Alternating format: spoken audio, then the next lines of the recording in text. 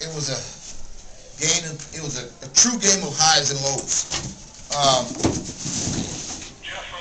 Every time, and I'll speak for my team first, every time we had an opportunity, we lost it. We set up a couple of plays on the jump ball, we lost every one. And we didn't block out and do some things. We missed a tremendous number of free throws and a tremendous number of layups, so forth. That ultimately was our demise. Come on in, ladies. You have named that. Ariel, you only have Jasmine. Okay, we'll open up with questions from you guys.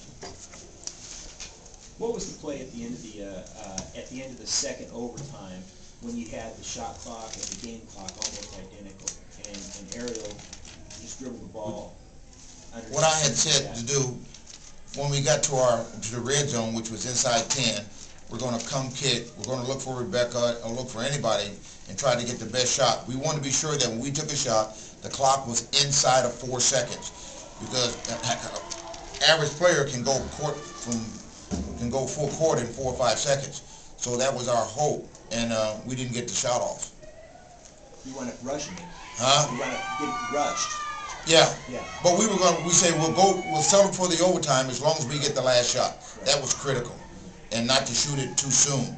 So at 10 we were supposed to go, and there was some miscommunications, and we never got a good look at it, what we were trying to do. We were trying to either create a foul or get the last shot off. Coach, can you just speak to the heart of your team with Rima out of the game? I mean, you.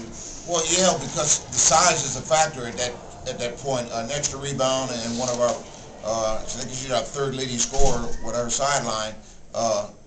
Things happen, and obviously we would have loved to have had her in the ball game, because that could have made the difference. We don't know. I mean, it's all conjecture from there. So do you think in the third overtime it was, and then in the second one it was missing her, or do you guys think? Were you guys really tired, fatigued, any of you guys girls, or did you even worry that she was not in there? Yeah, we were tired. Well, of course we're going to be a little tired, because we've been playing like the whole game plus I was in third overtime, but I think it would have helped if Rima was in, but we were going to play anyway. How did you miss her? I think because they kept getting second rebounds, and I think if she was in, that would have helped us. And then plus scoring. Missing a 6-foot girl is just definitely leaves a big hole in our offense and our defense, because we're so used to having 3 big girls there.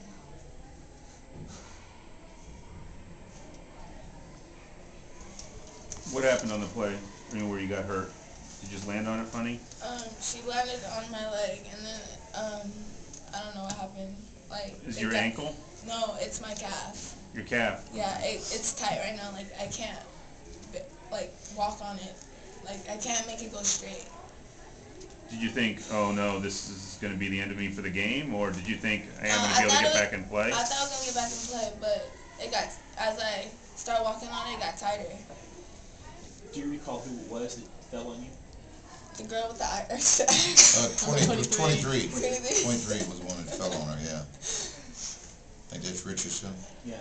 Talk a little bit about Richardson. She looked like she came to play. I mean, stars step up in big games. Yeah. She played an incredible ball game. She did everything we knew she could do, and her shots were falling. I haven't seen the stats yet, but I would imagine the number of missed and made free throws was tremendous. We didn't shoot free throws extremely well. It looked like they shot a lot more free throws, and I don't know the numbers. Well, that can happen. Even at that, I think if we make the ones that we had to make, it may have made a difference in the ball game. Sometimes it's going to be a disproportionate number by one team or the other based on referees' calls, but that's par for the game. But if you make yours, you got a chance. What was the difference in the final overtime period? Because you guys played neck and neck with them. You guys had come back on them in the end of the game. The key play was that foul. We're up by 3, and she takes in a shot, and it goes, and it's an and 1. That was a critical play because we had the odd number, and she was going for it 2. That puts us up 1, and we're inside of a minute. That was a critical play on that particular series. And then in the overtime, it's just a matter of time before somebody gets the bounce of the ball. Looking at 5 overtimes, which is unlikely, and the things will fall in their way. Do you think that momentum had anything to do with it? Their momentum there at the end of the second overtime carried into the third? It could have. I thought that one shot that the girl made when it went up from 2 to 5, she made the 3. That hurt us, because now you're looking at a 3-possession ball game. Now you've got to do some things to try to get back in the ball game. I believe, Rebecca, you were shaking your head yes. You thought that the momentum. Oh yeah, I thought it was, because like if we would have got an and one, I know when we were gonna come out in the next quarter, we would have been like playing better. Like if we turned the tables, then yeah. So you think that the momentum that they had at the end of by tying the score at the end of the third quarter. Yeah, it carried them. Carried them. Yeah. Ariel, was that one of the toughest games you've ever been in? I mean, triple overtime with everything at stake. Can you just kind of sum up what an amazing game it was? Yeah, it's definitely it's great to be here and to be playing in a game like this. We all came in ready. Like we were saying, we were more nervous for our CIF game than for this, because we all felt like we were so ready to play. We wanted to come out here and we just wanted to get a win, because we wanted this more than anything. If you heard us talking in the locker room, we just wanted to get a win. And coming out here, we did what we could. We pushed in the 3 overtimes and we just didn't come out on top. But we gave everything we had and we left it on the floor. Did you guys ever feel like it was your game instead of their game?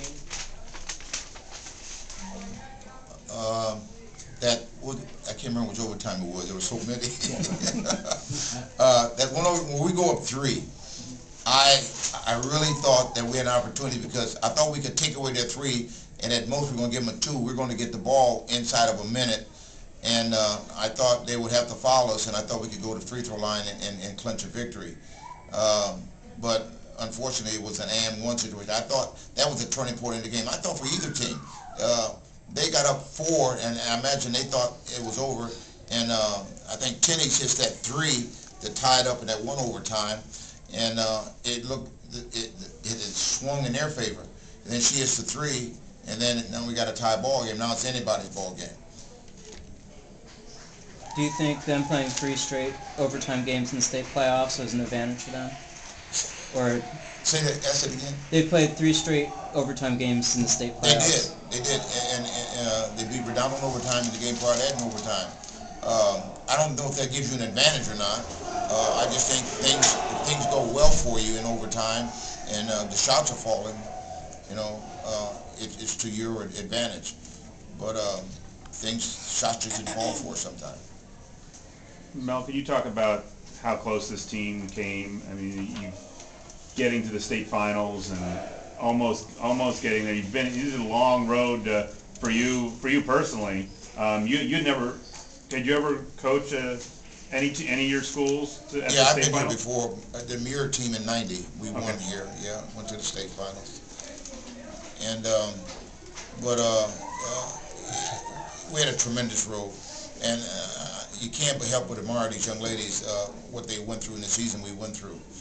And unfortunately, in a game like that, there's got to be a loser. You could have gone 6-7-0, there still has to be a loser. But I thought both teams, either team could have won it, and it's a credit to both teams, the routes they took to get here.